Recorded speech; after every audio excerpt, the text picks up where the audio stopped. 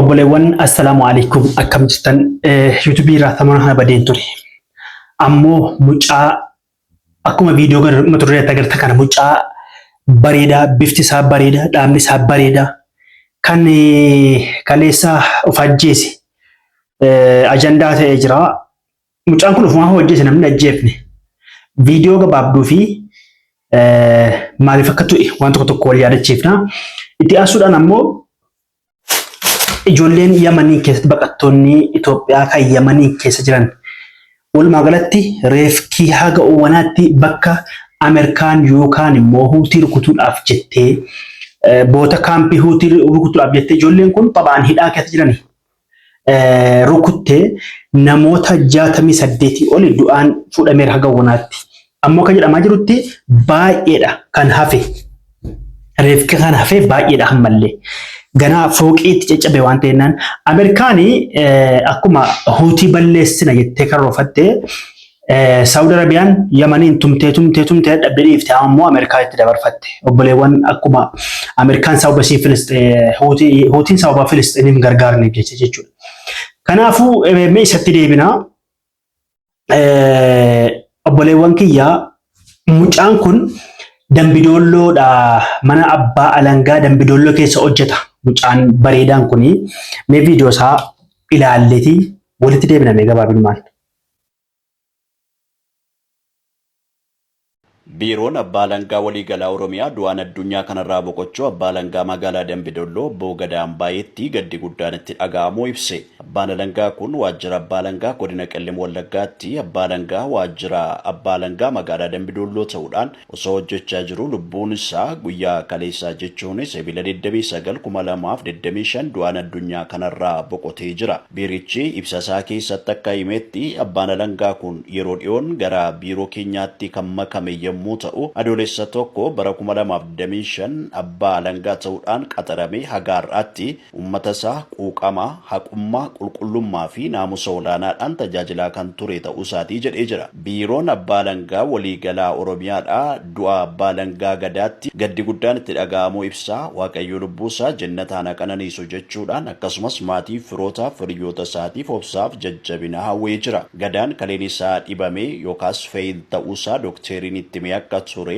hiriyoonni isaa fuula miidiyaa hawaasaa irratti barreessan jiraatan iyyuu malee sababiin of ajjeesuu isaatii haga oduun kun qindaa'utti wanti qabatamaan beekamee hin jiru. Gadaan dhalatee kan guddate godina Wallagga Lixaa Anaayiraa magaalaa Ayiraatti yommuu ta'u mucaa barumsatti cimaa barnoota isaa akka magaalaa Ayiraatti warra qabxii gaarii fidan keessaas tokko akka ture dubbatama. Yuunivarsiitii Wallaggaatti seera yookaan loo baratee qabxii gaariidhaanis eebbifame Abbaa Alangaa ta'uudhaan gara magaalaa Dambidollootti ramadamee hojjetaa osoo jiru murtoo du'aa ofirratti fudhate. Gadaan guyyaa kaleessaa fuula miidiyaa hawaasaa Facebook irratti My Last Breath yookaas afuura koo ishee dhumaa jechuudhaan erga maxxansee sa'aatii 4 booda of ajjeesuun isaa dhaga'ame. Maatiif firoota isaa hundumaatiifis jajjabinaan hawwa.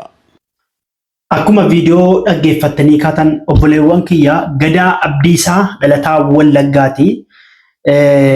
Dhalataa Wallaggaa Dambidolloo mana murtii Dambidolloo keessa hojjeta.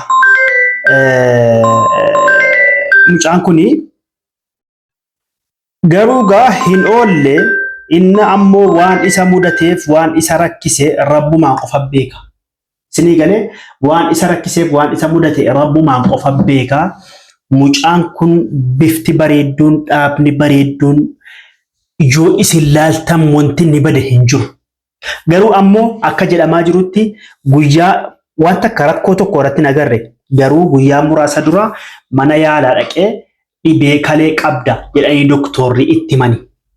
Kana qofa garuu immoo kana jedhee of ajjeesa namni gariin akka jedhaa jiranu waan yaallatuun yookiin waan yaallatuun of yaaluun waan hin qabnee fi lubbuu ofii irratti ajjeechaa murteessan.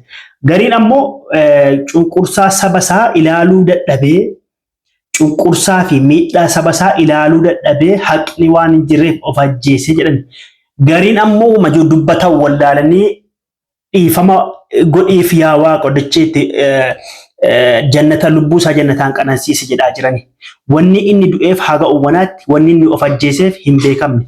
Akkuma jedhame guyyaa sa'aatii muraasa dura yookiin yeroo ofin ajjeesiniin duratti guyyaan kun anaaf guyyaa ishee dhumaati jedhee erga maxxansee booda gaddarra erga kaa'ate achumaan of dhabamsiisa sa'aatii 4 booda rakkoon ilma dhiiraa akkasitti of jibbisiisee rakkoo ilmi dhiiraa of hodhu of rarraasu of ajjeesu jechuun waan jabduudha.